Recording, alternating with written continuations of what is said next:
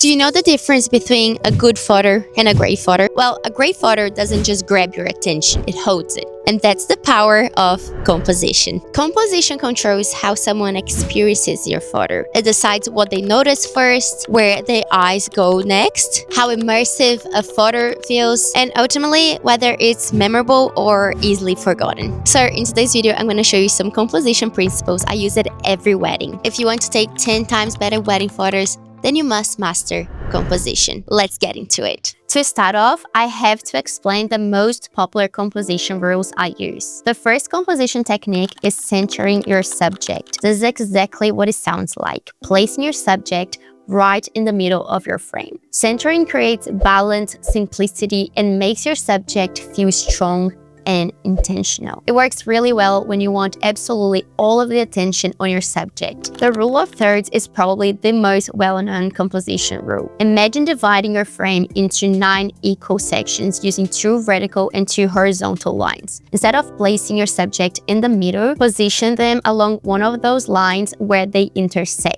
This creates a bit more movement and lets the viewer explore the rest of the scene. I often use it when I want to show off the landscape or the venue while still keeping the couple in focus. Leading lines are lines within your photos that naturally guide the viewer's eyes towards your subject. This can be pathways, fences, roads, staircases, hallways, railings, or even light and shadows. Whenever you notice lines in your environment, ask yourself, how can I use this to guide the viewer's eyes back to my subject? Symmetry is when both sides of your image mirror or closely match each other around the center of the frame. Matching windows on either side of a doorway, 2 identical trees, a building reflected in water. I'll often place my subject in the center to reinforce it, and it creates a really clean, balanced, and cinematic image. Negative space is the empty space surrounding your subject. Instead of filling every corner of the frame, leaving some space can actually make your subject stand out even more. It simplifies the image, removes distractions, and creates a stronger focal point. Sometimes that means taking a few steps to the left or to the right to hide a distracting object. Sometimes it means zooming in or changing my angle. And occasionally, if there is something small that's impossible to avoid, I will remove it in Lightroom afterwards. The cleaner your frame is, the more attention stays exactly where you want it. Because every element in your frame should have a purpose. If it isn't helping telling the story, it's probably distracting from it. Framing is using elements in your environment to surround your subject. So think windows, doorways, arches, trees, cars, anything that naturally creates a frame. This helps isolate your subject and immediately tells the viewer where to look. Another thing I always pay attention to is where my subject is looking or moving. If someone's looking towards one side of the frame, I will sometimes leave space in front of where they are looking. The same goes for movement. If someone's walking or running, then I'll leave some space in front of where they are moving to. It gives them somewhere to go and it makes the image feel much more natural. These are just a few composition techniques. There are a lot more, and knowing all of that is great because those rules exist for a reason and they are really good foundation. But when I'm actually photographing a wedding, I'm not standing there and thinking, okay, rule of thirds, leading lines, negative space. No. At this point, it's become much more instinctive than that. I'm looking at the scene and making decisions based on what feels right and what tells the story best. And that's exactly where I want you to get to as well. So instead of teaching you more rules, I want to show you the thought process that goes through my head when I'm actually taking the photos. So when I walk into a scene, these are the kinds of things I'm naturally looking out for. The first thing I think about is the hero of the photo. And by that, I mean the one thing in the frame that's meant to grab your attention first. The subject, the whole image is built around something that immediately grabs your eye. If someone looks at your photo and spends a few seconds trying to figure out what's actually important, you've probably already lost them. Whether it's the couple, an emotional reaction, beautiful light, or even the venue itself, there should always be one thing leading the image. Everything else in your composition should support that, not compete with it. Once you've got someone's attention with a clear hero, the next thing I think about is the flow. Flow is all about how someone's eyes move through your image. I don't want people to look at a photo, see the subject, and then move on. I want their eyes to keep exploring the frame,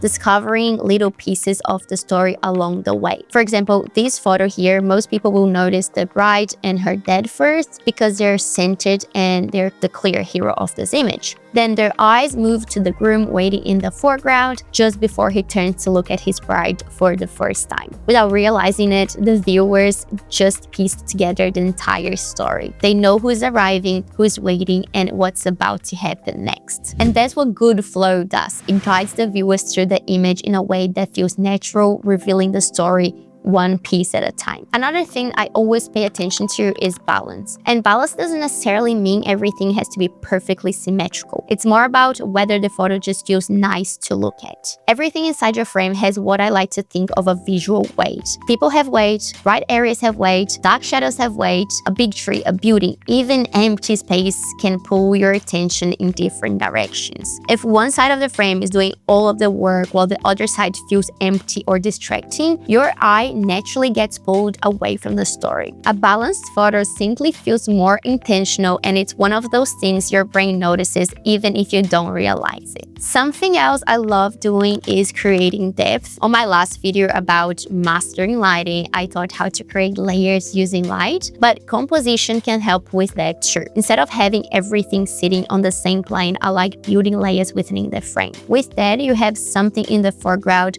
your subject in the middle, and the background behind them. It instantly makes the image feel more three-dimensional, and instead of feeling like you're looking at a photo, it starts feeling like you're actually standing there. And that naturally brings me to something I think about all the time, which is point of view. I'm not just thinking about where I'm standing, I'm thinking about whose experience I'm trying to show. For example, am I capturing this moment like I am another guest watching the ceremony, or am I showing it from the groom's perspective? The exact same moment can tell completely different stories depending on where you choose to stand and whose perspective you're inviting the viewer into. So sometimes changing the perspective is as simple as moving your feet, taking a few steps to the side, squatting down, getting higher. I also like to use foreground blur, reflections, over-the-shoulder compositions, even letting people or objects partially block my frame. Normally, we're taught to avoid those things because they're not technically perfect, but I actually like to use those little imperfections because I think it's what makes an image feel more real and more organic. Now, there is one more practical tip I want to share before we jump into some real examples, and that's how you actually place people within your frame. I'm talking about those more straightforward portraits where your subject is standing there for the camera. So think like family portraits, bridal party photos, couple portraits, honestly, pretty much any portrait where your goal is to create a clean, well-balanced image, because this is something I see so many photographers getting wrong. Personally, I almost always like having my camera around my subject's eye level. From there, I frame them so their feet feel grounded, usually leaving a little more space above their head than below their feet. If you leave too much space underneath your subject, they can almost start to feel like they are floating in the frame. The photo loses the nice grounded feeling. On the other hand, if you leave no room above their head, the composition can feel really tight. Plus, from a practical point of view, it also gives you almost no flexibility if you decide later in Lightroom that you want to crop or recenter the image. It's a tiny little detail, but these decisions make your photos feel much more balanced and polished. Now, to make this even more visual for you to understand, I want to break down a few of my own photos and talk you through exactly what was going on through my head when I took them. So let's start with this one. The obvious thing here is that the bride is centered. She's right in the middle of the photo. But what's actually doing a lot of the quiet work is the curtains, because they fall evenly on both sides of her, so that symmetry is silently reinforcing the centering more. Now, I wanted to show this one here. The bride is also centered in the image, and she's actually right in front of this fountain here. That wasn't random, I lined her up with it on purpose, because if the fountain was off to the side instead, it would just feel distracting, unbalanced, and competing with the bride for attention. But if the same spot behind her here had something else, like a random object behind her, like maybe a sign or a bin or anything that felt out of place, I wouldn't have it sitting right behind her, so I could remove this distracting object in Lightroom afterwards. This next photo is actually using a bunch of different composition techniques all at once. The first thing you notice is that the groom is placed right in the center, which instantly tells us he's the hero of the image. Then we've got the groomsmen, they're blurred out, but they're in the foreground, and they are working as leading lines. And then just behind the groom here, we have the arch, this open door behind him, which is also working as framing. So we're framing the groom. Now we've got some examples of leading lines. So the first thing you will probably notice here is the aisle acting as a leading line, the long white runway pulling your eye straight down to the couple. For this photo, we have leading lines with the ground, with this pathway here, but also the greenery behind them is shaping the subject. We're immediately just gonna look at their eyes. We're immediately just gonna look at the bride and groom's face. We can also create leading lines with light and shadow. Now, here's a technique I use constantly. It's about where I choose to stand. So shooting through something in the foreground on purpose, like this photo here, I'll let part of the wall go soft and blurry right in front of the camera, and it puts you right there in the room with them, like you're peeking in on a private moment instead of just looking at a posed photo from across the room.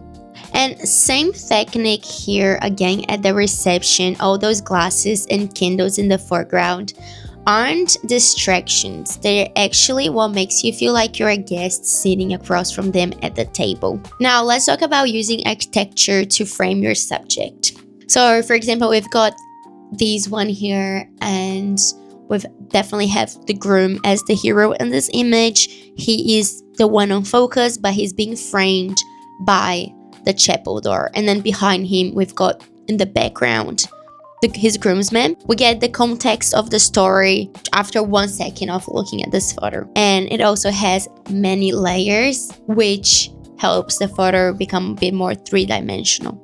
Now I want to show you an example of rules of thirds, and I have this photo here. The couple is small, tucked onto the right third of the frame. We have the sun flare here on the left, and it's doing its own job. So you've actually got 2 points of interest balancing each other out across the frame, rather than one center subject with empty space around it. So now I want to show you what I mean by looking room. This bride at the ceremony, I put her slightly on the left, and we can tell that the groom is on the right, so I left some room here for the direction where she's looking at.